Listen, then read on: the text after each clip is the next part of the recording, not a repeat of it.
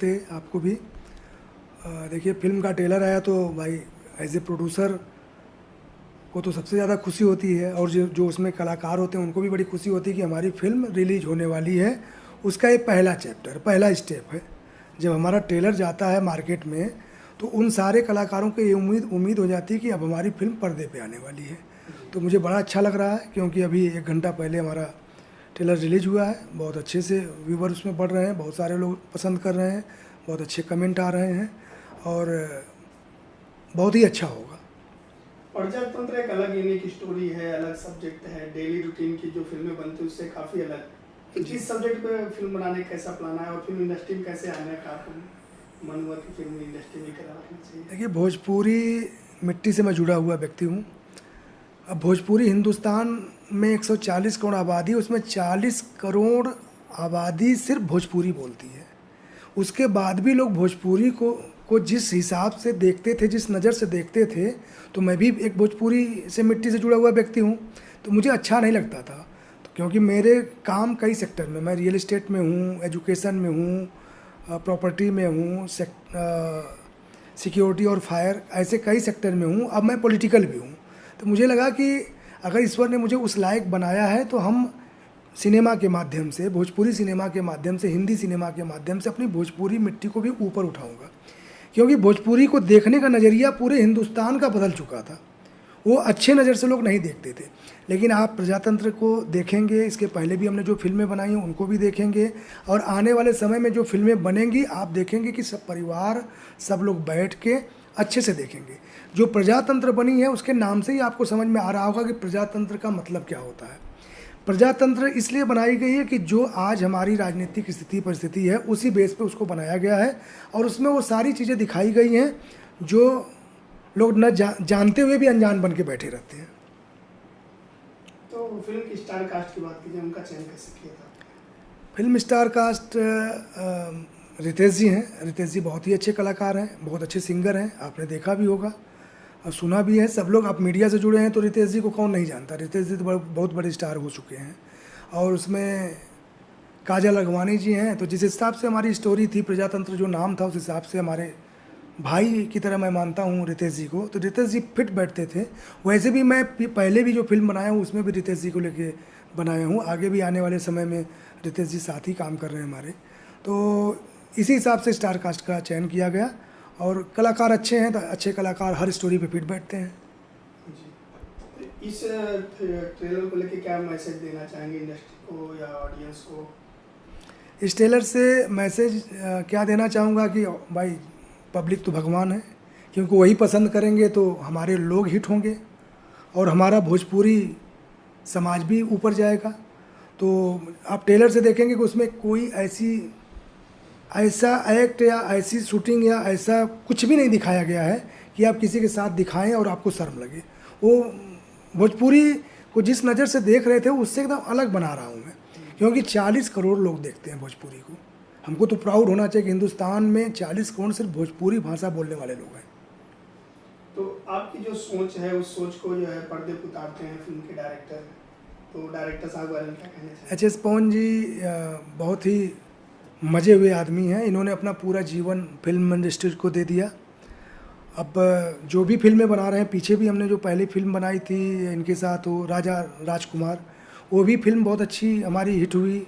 उसके गाने बड़े सुपर डुपर हिट हुए, और जहाँ भी मैं शादी विवाह में जाता था उसके गाने बजते थे तो मुझे बड़ी खुशी होती थी कि हमारी फिल्म का गाना बज रहा है। तो एच एस पवन जी बहुत ही अच्छा और बहुत मेहनत से काम कर रहे हैं।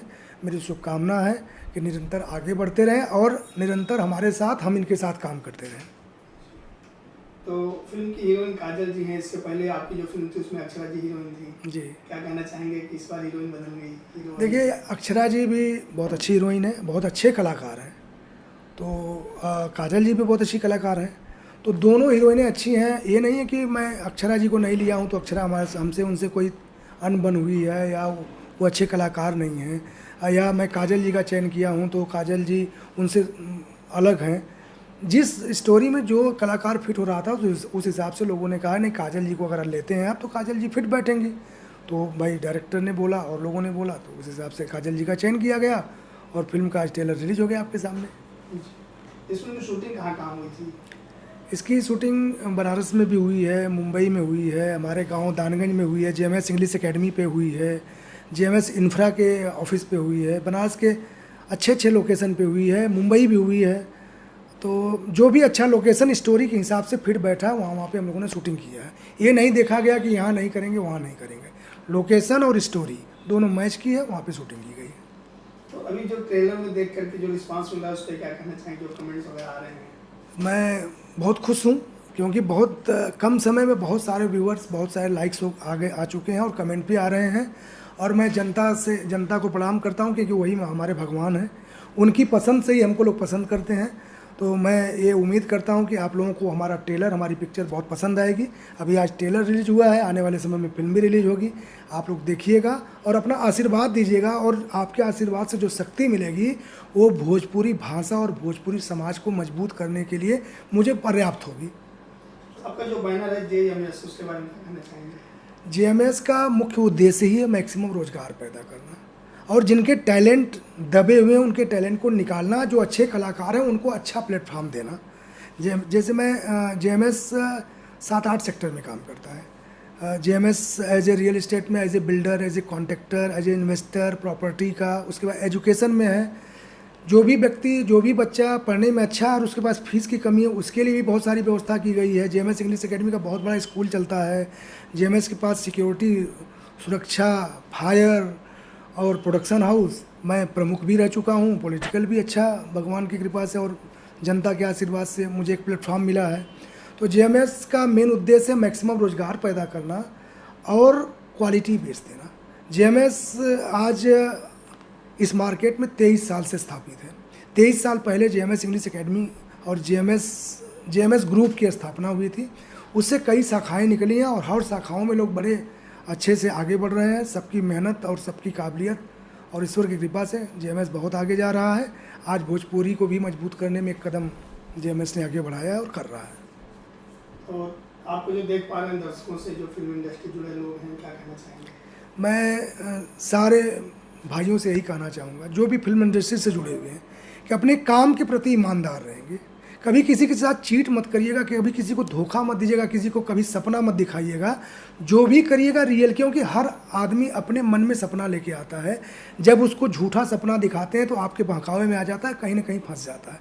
तो मैं हर प्रोड्यूसर, हर डायरेक्टर और जो भी फिल्म इंडस्ट्रीज में काफ़ी दिनों से बैठे हुए हैं उनसे एक निवेदन करूँगा कि जिनकी जो भी स्ट्रगल करने आए हैं उनको अगर हो सके तो मौका दीजिए, अगर नहीं हो सकता तो उनके साथ कहीं भी ऐसा ना हो कि उनका जीवन खराब हो जाए।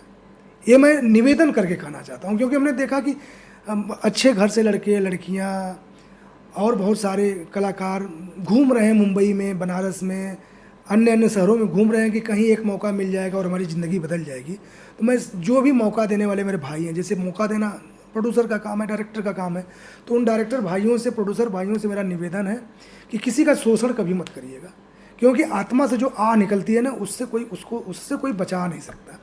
तो ठीक है, हमारे पास आया उम्मीद लेके, हमारे पास मौका तो हम देंगे, नहीं है तो उसको प्रेम पूर्वक बोल देंगे कि बेटा आप दूसरा काम करो, बेटी आप दूसरा काम करो। बहुत सारे समाज में काम है, देश में बहुत सारे काम है, जीना है तो अच्छे से काम करो, क्योंकि अर्थ के बिना जीवन बेकार है।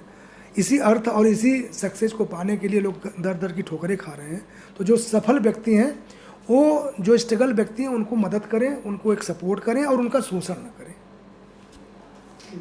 Thank you. नमस्ते आप सभी दर्शकों को, नमस्ते आपके चैनल को, नमस्ते, और जो भी लोग मुझे सुन रहे हैं उन सभी को प्रणाम। और आप सभी लोग अपना आशीर्वाद बनाए रखिएगा और ट्रेलर का एंजॉय करिए, आने वाले समय में फिल्म आएगी उसका भी एंजॉय करिएगा। बहुत बहुत धन्यवाद। Thank you.